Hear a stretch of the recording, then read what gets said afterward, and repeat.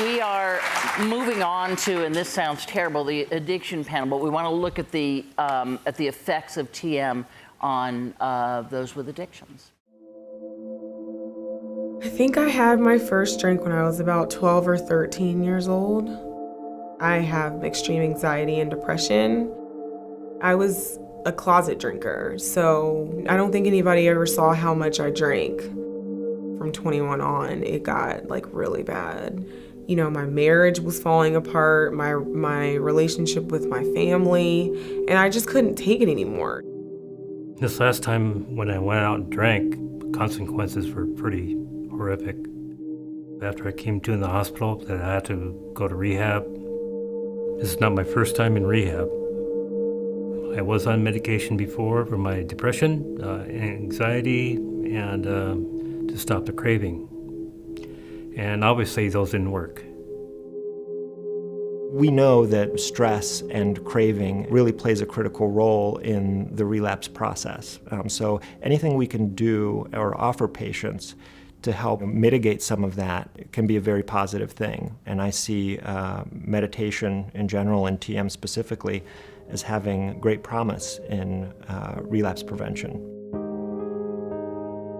So I've been sober, I think, 6 months now, and meditating for 5. This is the longest I have been sober outside of being pregnant. Building my sobriety has been amazing to me, and I think a huge part of it is because of my meditation. It takes me to a certain part of relaxation that I didn't even think was possible. Since I started doing the meditation twice a day, I haven't had any cravings. Meditation has helped me to realize I don't have to act on my thoughts. Now, instead of thinking of drinking, I say, yeah, I don't have to drink. This is the best I've felt for many, many years. We're talking decades. So the overarching purpose of this pilot study was really to determine the feasibility of integrating TM into alcohol use disorder treatment. And that's something that we demonstrated very well. At the 3-month follow-up, we asked patients how often in the past 30 days have they practiced TM. Over 80% of the patients reported that they meditated on at least 25 of the past 30 days. That kind of adherence, whether you're studying a medication or a new behavioral treatment, adherence is often really the Achilles heel of any kind of new intervention. TM not only is helping with their stress levels, but also with these levels of decreased depression and anxiety, the decrease of cravings. We in the addiction field need all the help we can get in enhancing our treatment, and I would like to see this become part of mainstream addiction treatment.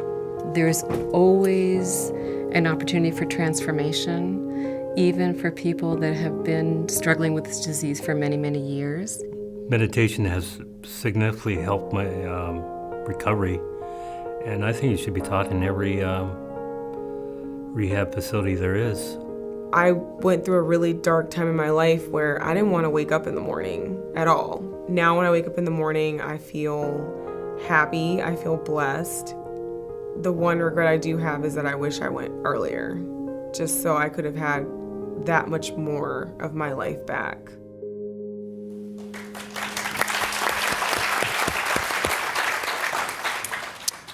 $25 million Americans. 25 million Americans suffer from substance use disorder. The problem is worsening.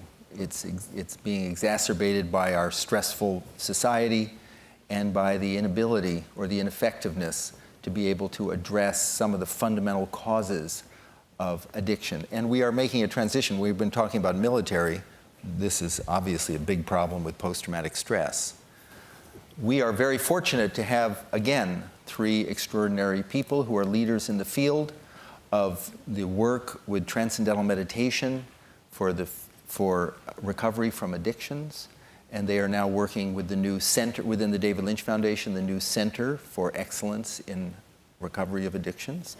And our 3 panelists are Elizabeth Cairns, who's the Executive Director of the Peter G. Dodge Foundation, which is a philanthropic organization that helps people lead lives free from the effects of alcohol addiction.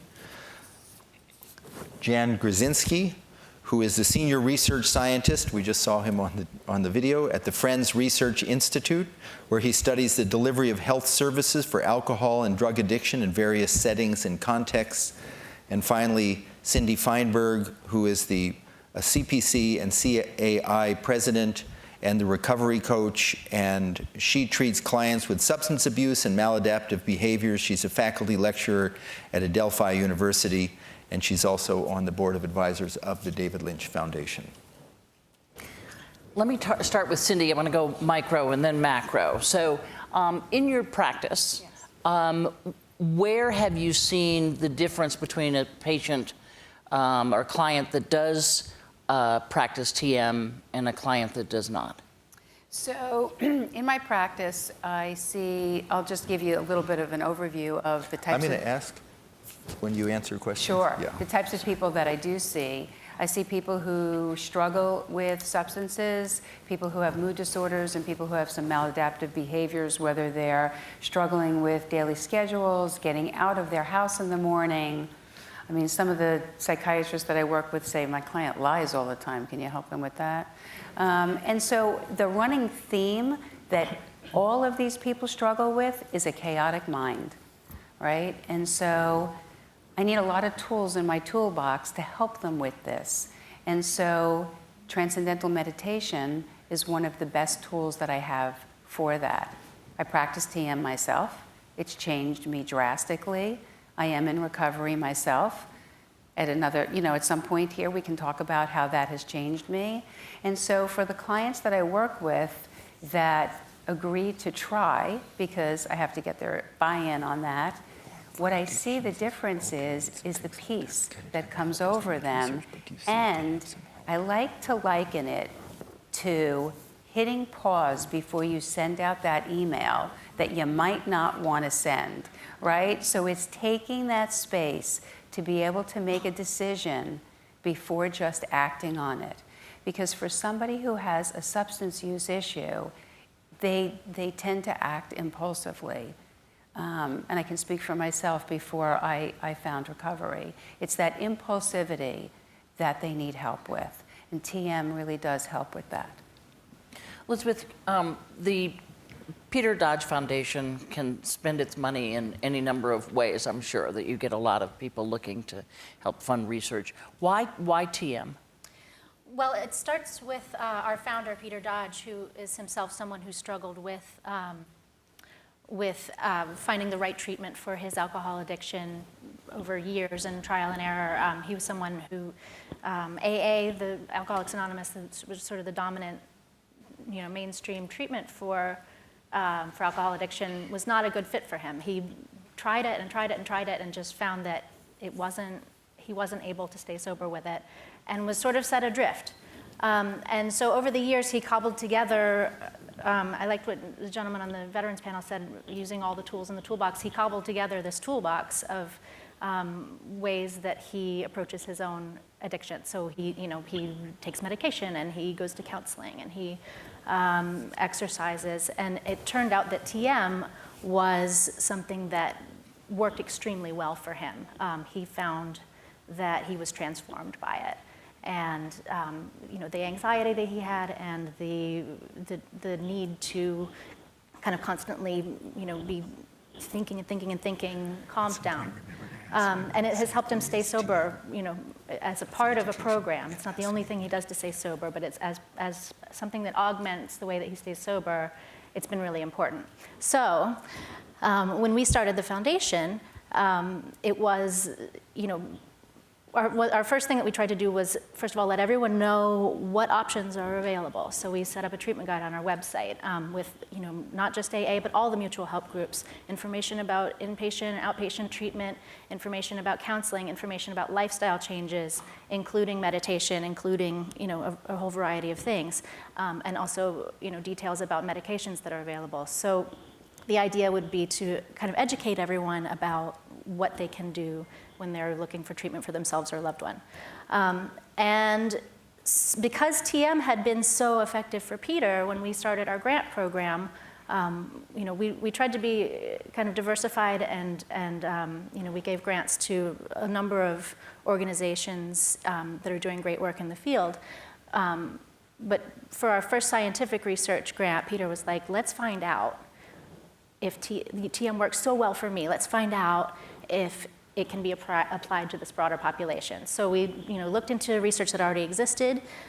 There was some that was promising, and it was kind of dated, like it had stopped in the 90s. So I called up DLF and said, I know you guys do research on TM, and I know this is your thing. So what if we did a study? What if we did an updated study? Do you see a need for that? And they said, great. And that's where we are. We then partnered with Friends Research Institute, and the study went forward, and Jan can tell you all about that. Right, which brings us to you and the study that you've done. Tell me what you were trying to find out when you set up the research, and what did you find out? Sure. So when we were first approached by the David Lynch Foundation and Peter Dodge Foundations, I didn't know anything about TM before, so I was completely new to this whole area. But the more I learned, the more fascinated I became. Because we know that stress plays such a critical role in that vicious cycle of stress, craving, and relapse. And even in our most evidence-based treatments for alcohol and drug addiction, relapse rates are very high because it's a chronic and relapsing disease. So to the extent that we can give patients these tools to kind of extend the gains of treatment, could have some tremendous public health ramifications. So we were very excited about that and the potential of TM to play a role. The research that was already out there was promising, but it was dated, and it didn't really speak to the issue of how do you integrate TM into the contemporary treatment environment that exists today. So we did the study. We decided we would do a pilot study to hopefully lay the groundwork for future, more rigorous randomized controlled trials that would really move the field forward and spur adoption of this technique if it proves to be helpful. But the first step to doing that is to do a pilot study and kind of learn what we don't know. So we did the study in an inpatient alcohol treatment facility in Rockville, Maryland. And the course of treatment is typically 4 weeks in residence. The first week, patients go through a medical detoxification and then followed by fairly intensive behavioral and multidisciplinary treatment for alcoholism.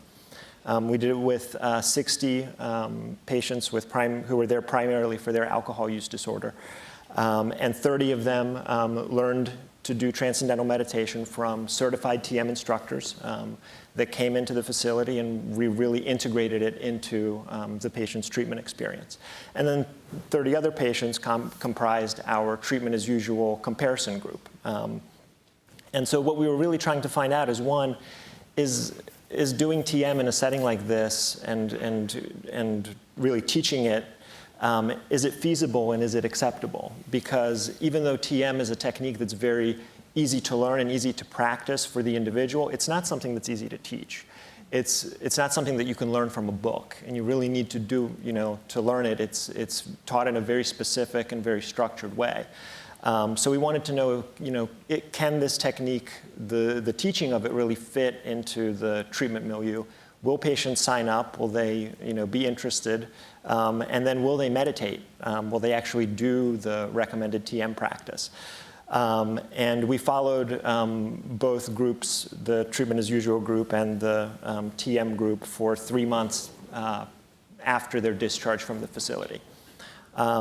So we wanted to see, about feasibility and acceptability. We also, of course, even though we knew the study with such a small sample would be underpowered to detect differences, we wanted to see if, as a group, people in the TM group, would do better in their outcome as compared to those who got usual care.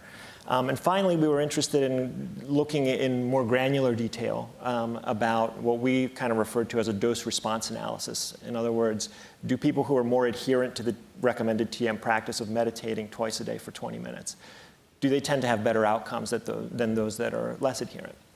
And so our findings in terms of feasibility, I should preface this by saying this is kind of hot off the presses. We just finished our data analysis. This hasn't been peer-reviewed yet, so everything I'm telling you should be considered like preliminary at this point.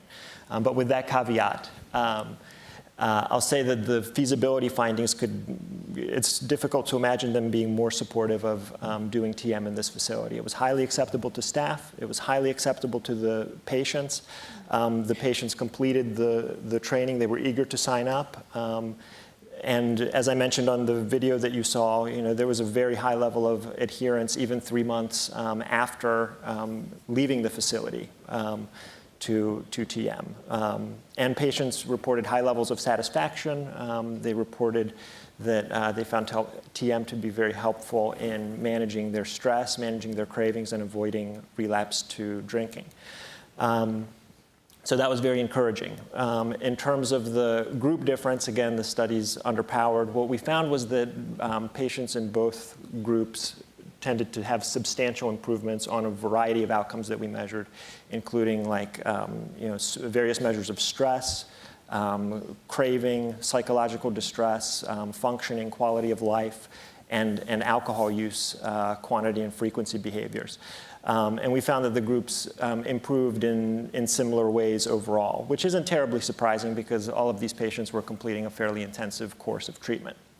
Now, when we started looking at the dose response analysis, things got really interesting. What we found was that there were statistically significant correlations between frequency of TM practice and adherence and outcome and more positive outcomes across a range of domains, including stress, craving, psychological distress, and actual alcohol consumption. This is kind of an interesting tidbit. We also asked patients who were in treatment as usual, if they meditated at all at follow-up. And this was, these were patients who didn't learn TM. This wasn't TM practice that they were meditating, but they may have learned to do some form of generic meditation or mindfulness, either in the program or after, or as part of 12-step work that they may have been engaged in, because meditation is featured in one of the 12 steps, as many know. We were kind of surprised to find that 40% of patients in the treatment as usual condition reported meditating at follow-up. The interesting thing was that their frequency of meditation was completely unrelated to outcome, which kind of suggests a TM-specific effect. So what we hope is that, with this study, that it will lay the groundwork for a future larger randomized controlled trial, which we're kind of working out the design details for now, and we hope to be able to kind of use that to more definitively probe, whether and how this technique can be helpful for patients undergoing this kind of treatment. So, Norm, chime in on this a little for me, because I've heard this before, obviously, that there are many kinds of meditation. And if I'm just sitting out there and I think, well, so you need to be quiet and connect with your inner self. Like, how hard could that be? So you try some other form of meditation, right? Why is there this difference that's showing up slightly? And I realize there's not enough research, but what is your theory on that? It's a great question. I think if you look at mindfulness, which is the other big one, and TM, mindfulness are techniques that encourage you to focus on something. Whether it's your breath, whether it's a thought, whether it's an image, focus on it right here and now. And so the goal of mindfulness really is to make people more focused on the present moment. And in general, they become more aware of what's going on here and now. The goal, if you might say, of TM is to move into this other state of mind during the meditation called transcendence, which is this kind of blissful, quiet, peaceful, lovely state with many, many different forms to it that I won't go into.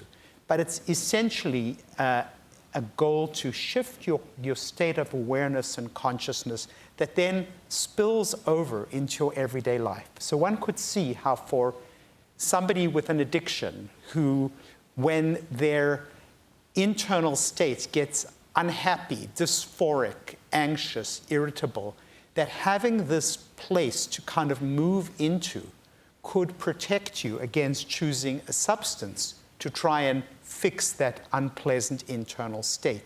And that might explain the difference. But I'm glad you asked me to chime in, because when I hear about research and data, it's kind of like waving red meat in front of me. Anyway, so let me understand. You had a month in the facility, and then when was the last outcome measure?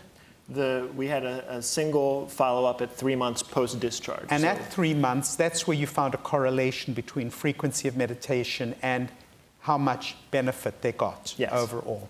Now, if you took like a median cut, all those who were less than half the amount of meditation and all those who were more than, did you find a significant difference between the upper ones and the lower ones? Very interesting question. We haven't quite done that analysis yet, but we're going to be looking at that, as closely as we can with, just having 30 subjects. Yeah, but and I think your point is so well taken that 30 and 30, it's not really a huge number. In drug studies, they've routinely got hundreds of people, and they show a teeny difference, but because there's such a huge number, it becomes statistically significant. This sounds really very interesting and promising, given the relatively small numbers. I would feel very excited by these data. Yes, we were certainly very encouraged, and we hope that we can really build on this. And it's not unlike other treatments, in the sense that treatments only work when you take them. Medications only work when you take them as prescribed. A gym membership is great, but it doesn't do me any good if I don't go to the gym and actually exercise. Okay, that's enough from you. One thing I wanted to just say, I'm glad we just talked about something only works if you do it, because I'm sure there's some clinicians here, therapists, psychiatrists maybe. One thing that I do want to say, addiction is a disease. And for years that was always very controversial. Is it a disease? Is it a choice? What is it? And it's been proven that it is a disease. And so, having said that, recovery is not easy. The person has to be willing to change everything about their life. So usually when I get somebody in front of me, they're at the point where they may have already been to 15 treatment centers, and some people may say, what, 15 treatment centers? But yes, they may have been to 15 treatment centers. So now they're willing to do anything. So yes, it requires a complete overhaul. So now I'm presenting to them, and you have to meditate. Meditation's part of your prescription. It's an easy sell. And this meditation process, transcendental meditation, I have to give people an easy solution. It can't be something that's got a lot of things built into it. 20 minutes, twice a day, they get a mantra, they get to go meet Bob Roth. Are you kidding me? What would be better than that?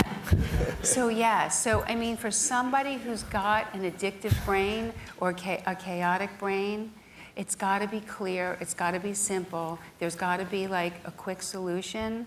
It can't be something that's going to jumble their mind, and that's why I love TM. So maybe you can answer me. We heard from the veterans panel really clearly, this is not a disease. This is something that happened to you. Right. And we can fix this. Here, we're dealing with a disease. So I don't know which one of you researchers has the answer to this, but is it a different part of the brain that TM then hits? Because one is experiential, sort of comes from an experience, and the other comes from an actual disease. Yes, I think one thing that unites these is there are different parts of the brain, but I think what unites them is that different parts of the brain are being selectively injured. The one is the amygdala, which is the distress part of the brain, and the other is pleasure centers, such as the nucleus accumbens, that is co-opted or hijacked by a substance, or in some cases even a behavior. There are behavioral addictions too that co-opt these pleasure centers, and so that the part of the brain that should be controlling our behaviors becomes less and less salient in the decision-making processes. And the TM in both instances strengthens by calming down the system it's less likely to shoot off that email at midnight, as was mentioned over here. You're less likely to do impulsive things. You're more likely to say, wait a sec, is this a good idea?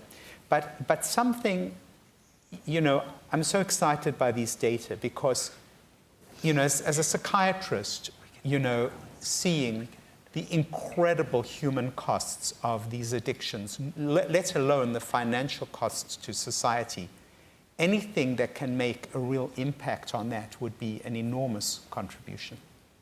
I want to thank you all as we move on to our next panel, but especially to your foundation. Thank you so much for this. As you can hear, we've made Dr. Rosenthal's day. But I mean, it's just so important, and I know money is asked for a lot and is scarce, so we appreciate that, and we appreciate your all's expertise on this. Thank you so much.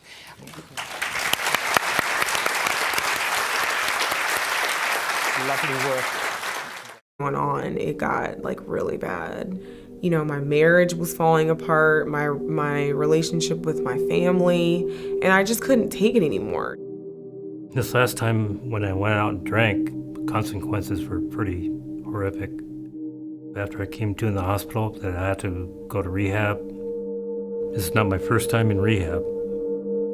I was on medication before for my depression, anxiety, and to stop the craving. And meditating for 5. This is the longest I have been sober outside of being pregnant. Building my sobriety has been amazing to me, and I think a huge part of it is because of my meditation. It takes me to a certain part of relaxation that I didn't even think was possible. Since I started doing the meditation twice a day, I haven't had any cravings. Meditation has helped me to realize I don't have to act on my thoughts. Now, instead of thinking of drinking, I say, I don't have to drink. This is the best I've felt for many, many years. We're talking decades. So the overarching purpose of this pilot study was really to determine the feasibility of integrating TM into alcohol use disorder treatment. And that's something that we demonstrated very well. At the 3-month follow-up, we asked patients how We are moving on to, and this sounds terrible, the addiction panel, but we want to look at the effects of TM on those with addictions. I think I had my first drink when I was about 12 or 13 years old. I have extreme anxiety and depression. I was a closet drinker, so I don't think anybody ever saw how much I drank from 21. And obviously those didn't work. we know that stress and craving really plays a critical role in the relapse process. So anything we can do or offer patients to help mitigate some of that can be a very positive thing. And I see meditation in general and TM specifically as having great promise in relapse prevention. So I've been sober, I think, 6 months now,